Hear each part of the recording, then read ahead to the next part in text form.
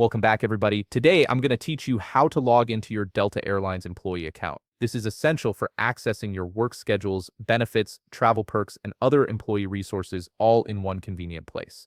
Let's walk through the login process step by step. First, open your web browser and navigate to delta.com. This is Delta's main website where you'll find the employee login portal. Once the page loads, you'll want to look toward the upper right corner of your screen. This is where Delta places their login section for quick access. In the upper right area, you'll see a field labeled Login ID. This is where you'll enter your unique employee credentials. Click on this field and type in your Delta employee login ID or your PPR number. Your login ID is the identifier Delta assigned to you when you started, and your PPR number is your personal identification number within the Delta system. Either one will work to access your account, so use whichever you have readily available. After entering your login ID or PPR number, look just below that field. You'll find another input box labeled Password. Click on this field and carefully type in your password. Make sure you're entering it exactly as you created it, paying attention to uppercase and lowercase letters, numbers, and any special characters.